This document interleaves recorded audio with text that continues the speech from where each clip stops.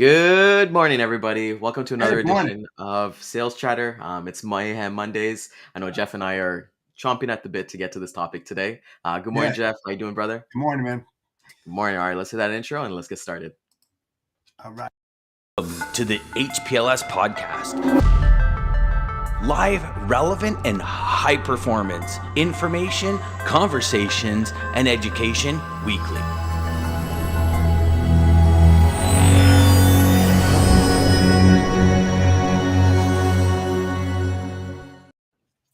Awesome. I love that intro, man. Jeff, what'd you get up to on the weekend, my friend?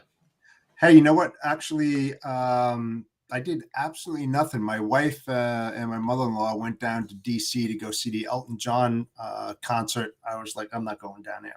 I'm not going to drive. You're not a rocket man. You're not gonna. You're gonna. And so I had a great weekend doing absolutely nothing. It was great, man. No complaints. How about you? Yeah, you know what? I've had some busy weekends, and this was the weekend we decided to do the same thing, just like chill at home, do absolutely nothing. The one highlight for me was watching the Big Brother season finale last night. Shout out to Taylor winning.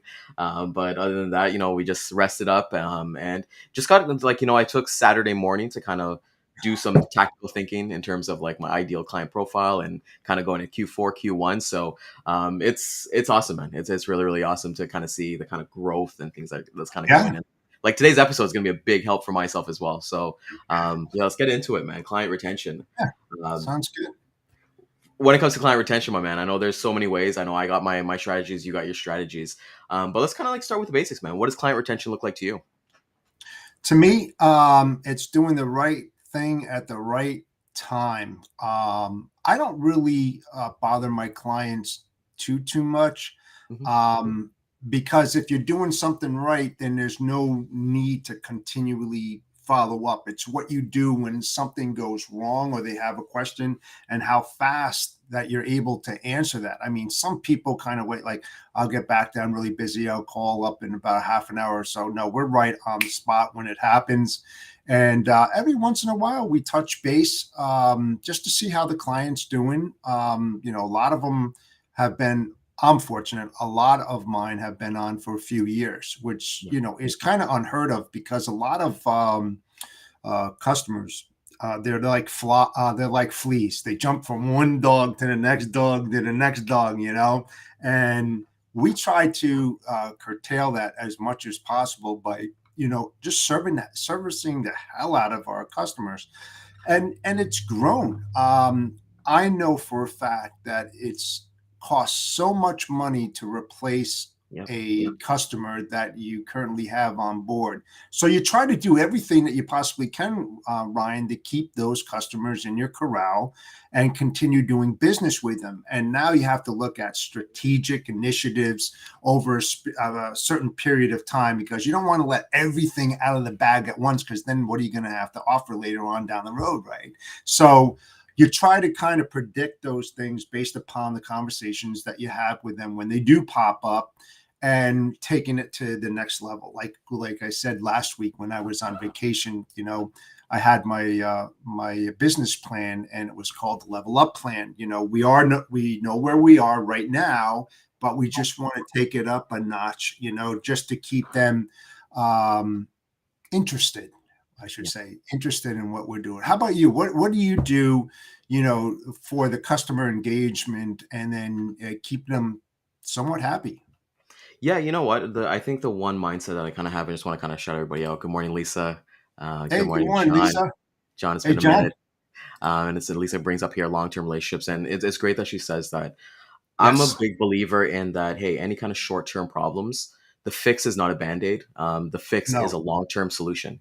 So I believe that like a band-aid will not fix a broken arm. And for Oh, me, well. I've been lucky as well that I've been able to work with the same customers that I had at the beginning that I started my career, and that's just because. I truly believe that this industry is so big. Like, what is the actual number? Like 800 million plus, sorry, More than billion that. plus industry. Yeah, It's way more than huge. that. That It's we should be able massive. to pick who we want to work with. It's we don't want to be transactional. We want to get along with people. For me, what I kind of do, and this is just for what works for me, is that I like to kind of not like weekly checkup calls. I like to kind of just call and just see how things are going. They can range from 5 minutes to 10 minutes, 15 minutes, sometimes to an hour. But it's really a personal development call. See how things are Yeah. going. Any birthdays coming up? It's just really a personal thing that I like to do. As you mentioned here, like you've been working with customers for years, and luckily customers might jump from position to position, right? But with that being said, you kind of want to maintain it like it's status quo. You service the customer, as you mentioned, and they will Yeah. stay, Oh, um, absolutely. and for me, it's like, just having those conversations. I was talking to another sales rep in the industry as well, and he says like every Thursday, him and his customers get on like I think it's like a PlayStation or Xbox game, and that's how they kind of shoot the shit and kind of like how do they build a relationship. But that works for everybody, and Yeah, different until they work. lose. Until they You know what? I there goes the that can kind of relationship. it's like, oh man, you beat me in Madden, so I'm gonna cut you down a couple loads this week, right? So, Yeah, there you go. with that being said, I think with customers, okay, so you talk about a relationship, right? Any kind of Yeah, relationship, you and I, we've been in a relationship, and like wife, girlfriend, all that stuff. Everything at the beginning is amazing. It's all daisies, it's a honeymoon, it's everything. Everyone's loving it. You want to cater to them, and then you kind of it's hit that. all what the hell happened? Exactly. You're like 20 pounds later and you're like, Yeah, hey, yeah, what's our favorite takeout place? But yeah, you got to kind of exactly. maintain it, right? And Jeff, what do you kind of think of like, do you ever look at churn rates? I used to work in the telecom industry, and churn rates was a big stat that we looked at. Is that something that you kind of factor into your business as well? I don't have that problem right now, but I can relate to it because when I was an account executive for local 3PL, we had the CRM and we engaged that every single day, like the length of call when we made calls out to customers, and then we looked at the revenue and what was being produced from that client. Should we keeping them on board? We knew their birthdays. We knew their wife's name, their children's name, their hobbies. We wanted to make sure that we just didn't talk about work. Yes. But the most crucial part of the CRM was, why did the customer leave? I mean, if you are on top of that constantly all the time and you're engaging and all of a sudden they went south on you, why did they do that? I mean, that's the most important question, right? To figure out how you're going to take your business to the next step and the next level, to try to reduce and minimize those times that they do jump ship. So it's kind of like, we did quarter, hey, how we doing, post-its, postcards that we sent out every quarter just to ask those critical questions. Hey, what are we doing right? What are we doing wrong? And what can we improve on? I mean, it really bumped up the engagement with the customers because it showed them that you were fully engaged with them, that they were very, very important, that they weren't just a deli ticket number, and that they meant something to you. And then on the backside of that, you mean something to them because they're Yes. answering those critical questions. Now, I've been very, very lucky that a lot of the customers that I've had in my past, I'm great friends with them. I built that relationship where, we're lifetime friends. Do I do business with them? No, I don't do business with them now. I just Yeah. chose not to go and do that. No, I didn't get kicked out. If somebody happened to ask that question, I didn't. I just chose that I wanted to go into different areas of the business, and I wouldn't say succeed, but just move on and do that. I mean, I talk to the guy all the time, and other friends in the industry. So those are the type of relationships that you want to try to build, and it's long term. It's a lifetime partnership if you really think about that. Because it just costs too much money to replace those. Like I said, if you just looked at it, just think about, and again, I don't make many calls, but I do understand the people who do make those calls to prospects. How many calls did it take you to get your first customer on board? Yeah. How much time did that take? How much time did it take to launch them and to find out all those critical information when you do the RFI and the RFP and the RFQ and you're going all the way through that? Time is money, right? And the thing is that when you look at that timing of everything that you've done for that customer, and then all of a sudden you lose them, man, that's a lot of money. A lot of money. I don't know. How about you? I mean, I'd love to know about, the audience and Yeah. their thoughts on it, because it's a critical part of the brokerage industry, of keeping those customers engaged and happy, and just speaking with them. I'd love to find out what their thoughts are. Yeah, of course. And Lisa kind of brings up a point here. And that was actually going to say too, as well, like, like you look for the long-term fixed solution to fill gaps to avoid from reoccurring. And kind of comes back to like our number one thing we say here is control the controllables, right? And kind of be proactive. Yeah, I would love to see in the comments, like, what do you guys kind of do? What's some quirky things you do? Because even for me, like, as everybody kind of knows, I'm a dog lover, right? So some of the customers I have, I find out if they have dogs, and, I'll send some toys, I'll send some treats and things like that. I'm thinking about them. And it's kind of funny because, like, Lisa brings up a good point here, like face to face and in person visits are impactful. And Absolutely. I see the flip side of it too, because there's customers that I've personally never met, and we have a great relationship, and it's about business, and like being connected at the end of the day too. Very much I so. think one point that I kind of want to kind of drill here is that we're kind of entering Q4. It's RFP season, so let's say I want to give you a scenario, Jeff, and how you Mm. kind of would react to it. You've got a new customer, and everything's been going well since, let's say you got them from February or March or so. They're coming up to an RFP now, so you've been working outside of an RFP before then. What kind of strategies are you having? What kind of conversations are you having with the customer as they're going into the RFP? That, hey, people are going to be bidding on, let's say, the lanes or anything like that you currently have. Yeah. Well, it goes back to servicing, right? If you're servicing the hell out of the account, you're going to be an incumbent carrier, and they're going to rely on you more than outside ones, because first of all, they know you, they know how you operate, they know how you respond. So when you get into those RFPs, yeah, you're going to have numerous amount of conversations. I just had one. I just did a 200. Remember, I did 201 lane, 794 moves monthly. Massive size RFP, right? Of course. He knows me. One thing that was good, he was my old boss, so that kind of helps out a little bit more than others, because we know how to work between us. And the thing is that you must ask all those questions. You don't, when you do those RFPs, don't go and try to win every lane. You're going to No. lose. You're going to lose time. You're going to lose.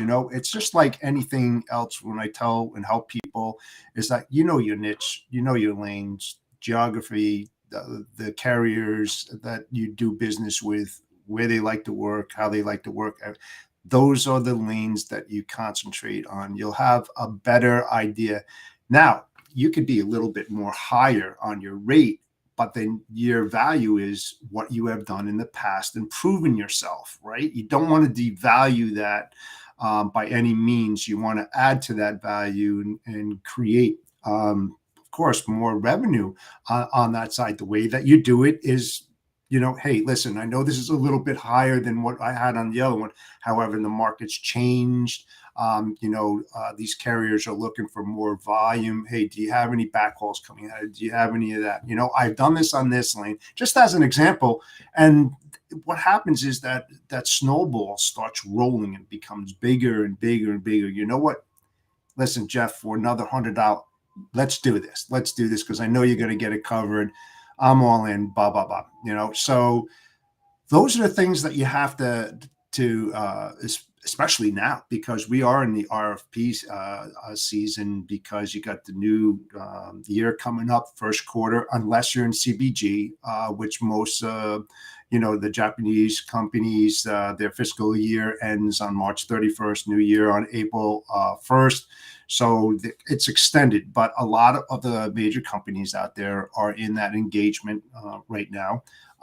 Don't try for the long RFPs. Try to go for the short ones, because Yep. the market is extremely volatile. You have no idea what the fuel is going to be. Again, you're not God. Even if you put a buffer on those negotiated rates, you might find yourself in a hole. So the way that I do it is, like, I may go just a couple of months. And when I'm talking to my customer, I'm saying, Customer A, this is the reason why I'm doing this. I know you're looking for long-term contractual agreements, but this is what's happening in the market, and this is why I'm doing. Would you be open for a 2-month RFP? And what we'll do is we'll sit down and we'll revisit that. We'll revisit the lanes that are, have a big sway, either in a positive or a negative way. We'll start adjusting in that and so forth and so on, during those conversations, because those conversations are the ones that are going to build long-term business relationships for sure. Absolutely, because they know that you're engaged and you know that they're engaged. So that's the way that I do it. How about you? What do you do in the RFP Yeah. time? I So, mean, well, we're kind of like the same thing too. Like, you have those conversations before the fact. You know that an RFP is going to come. So yeah, you service it, right? And you do your best that you can, and you kind of set them up with the same expectations. Like, you know what, like you got to understand, like, hey, if you want a lane from a customer, you took that away from somebody else, right? Because like they lost that lane from there, whether it be a service or whether it be a price or something like that. But that's for you to figure out when in your conversations, like unpeeling with your customer. For or me, just when I kind ask of, them, just yeah, ask them yeah, straight straight up, out, yeah, straight straight up, up. ask them. Yeah, and they'll be Why honest, why is this lane available? Yep. You know, Like, I and then mean, the answer to that is actually really good, because like it's going to be we took it from another carrier, or B, it's a brand new lane, so that means that their exactly. business is booming, right? And they want to leave like a good impression on their new customer as well, right? So both Yep. are really good, and you kind of learn from the past. I'm the same way, exactly like you're kind of saying, like, like you have those conversations, like you, as Ken mentioned last week on Data Day, like, some customers, the bigger guys, they're going to that 1 year back contracted rate, but not the smaller guys or anything like that. But the market share dictates what direction they kind of go in as well, right? So for Mhm. me, like, I have those conversations with my customers ongoing. Like, we have those weekly calls. Every month I'll send them a basically report of what we've done, the revenue we've done. The same thing like you do. I literally put in an email Oh, yeah. point what we did right, what we did well, and what we can improve on. Mhm. And they appreciate it. They appreciate that transparency from there. I know that, like you said, we go into Q4. We're doing RFPs. Q1, what kind of conversations are you kind of having? Not set necessarily like outside of price. I know you're not a transactional guy, but when do you start having those Q1 conversations with your customer throughout the year? Actually, in the beginning, I mean, we all know that it's return season, right after Christmas. Reverse logistics on that side. So you want to start popping up those questions about the reverse logistics. Try to get that data, just to get a good feel of how much of their products are being returned and when. So this way, now you're going to have that conversation with your incumbent carriers, the carriers that are on there, the carriers that are looking for backhauls coming out of where that product was delivered. You want to try to build consolidation centers to reduce costs as well by doing small LTL shipments to a cross dock, and then basically doing your line haul depending upon the length of haul, talking about all those different kinds of things to minimize costs.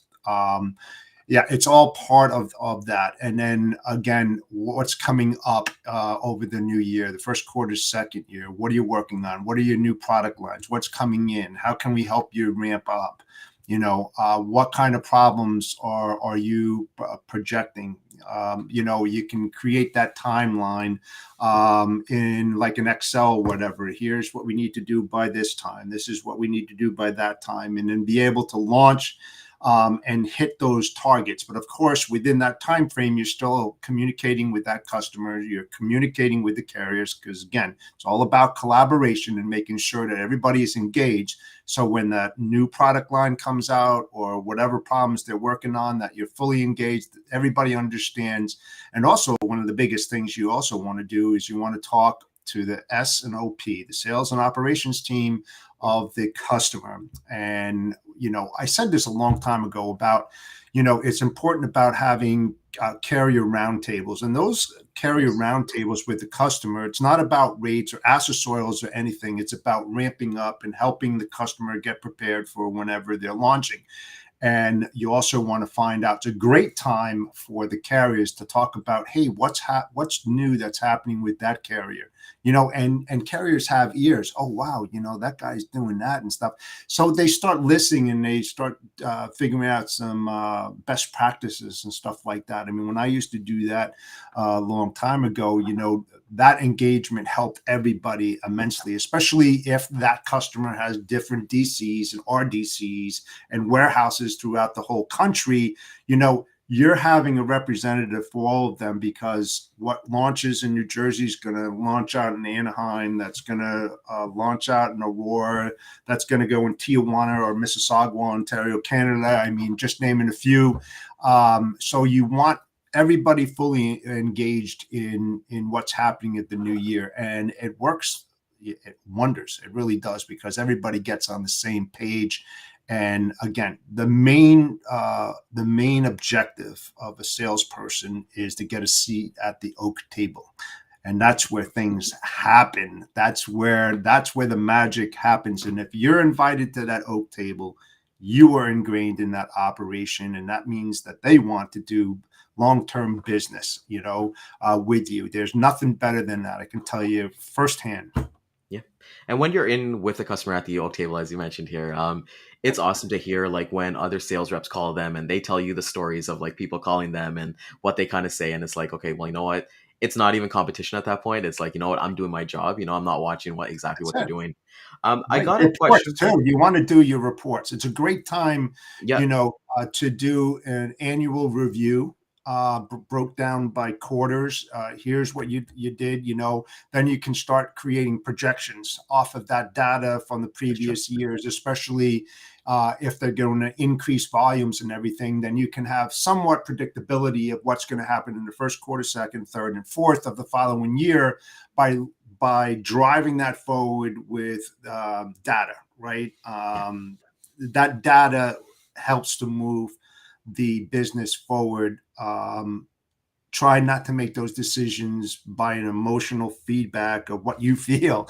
The data is going to tell you how to move it. And the thing is that you have to get the buy-in from the customer, the buy-in from the carrier. That's Yes. what it's all about, because you're talking about their business, not your business, but their business.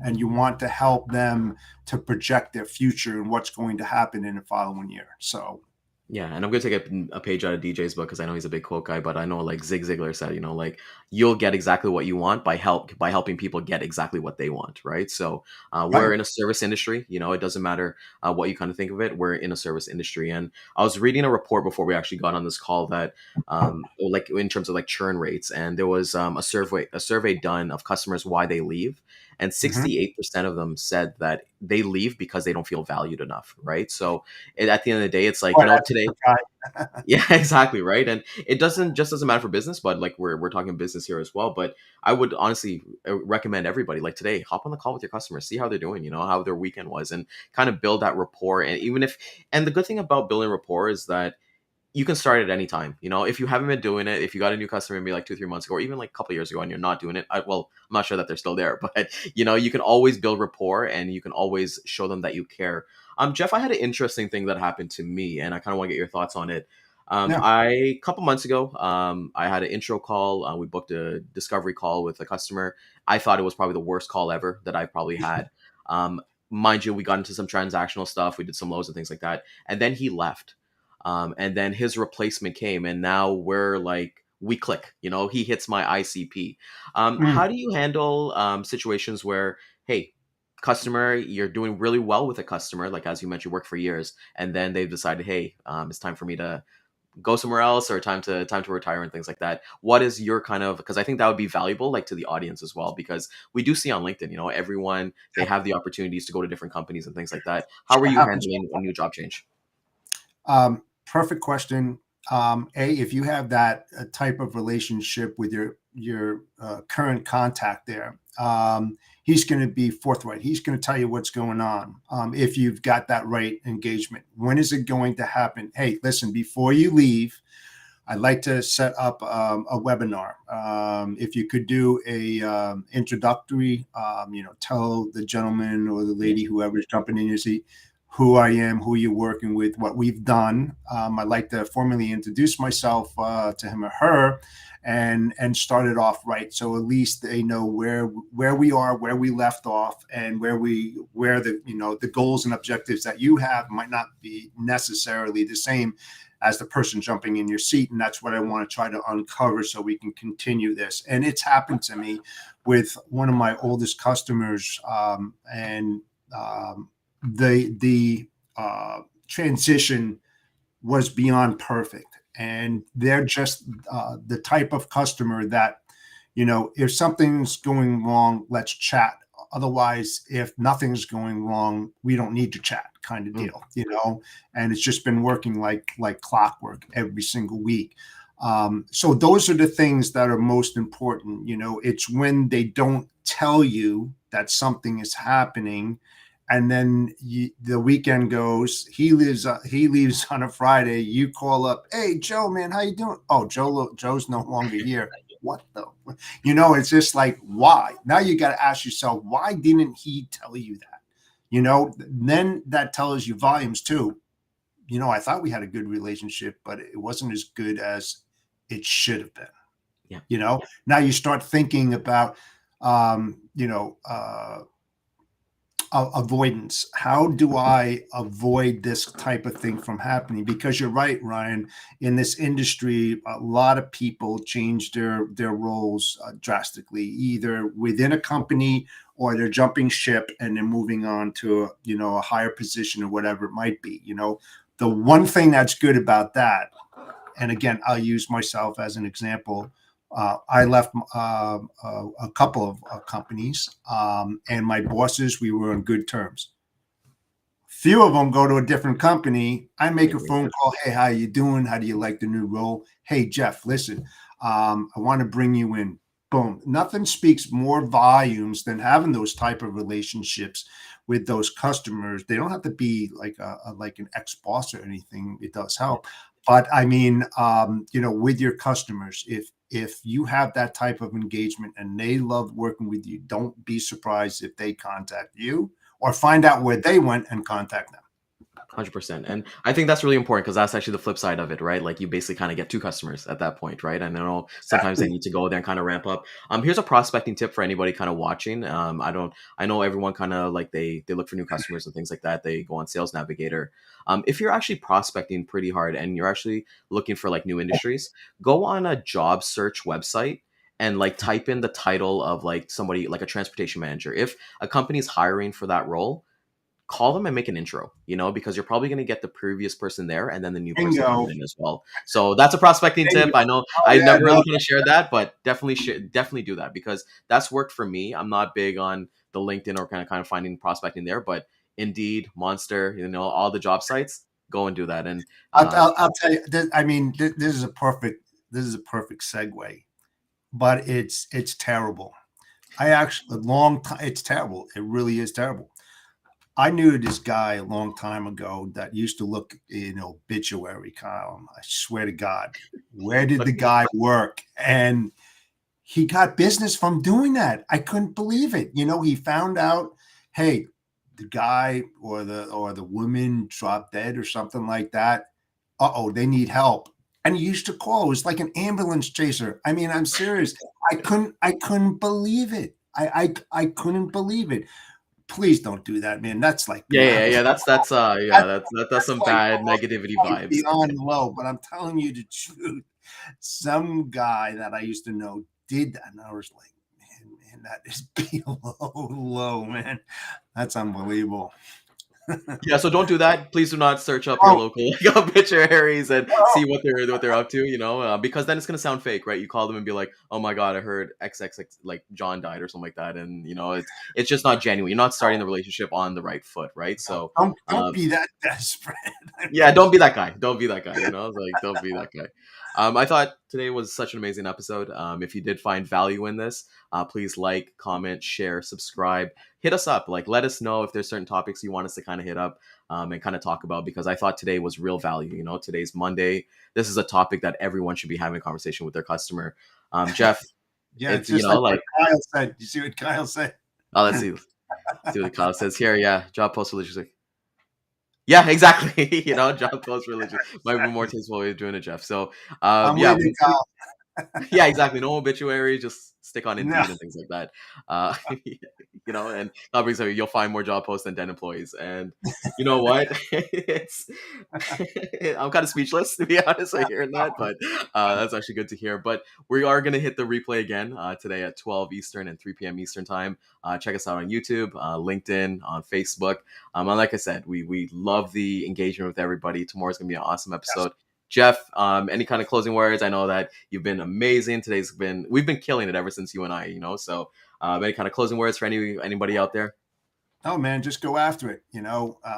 Like I've said all the time, man. Over the weekend, I love Mondays, man. I can't wait for the new week to do it. Just get into it, man. Keep that foot on that pedal and gas forward, man. Full gas. You got Yeah, this.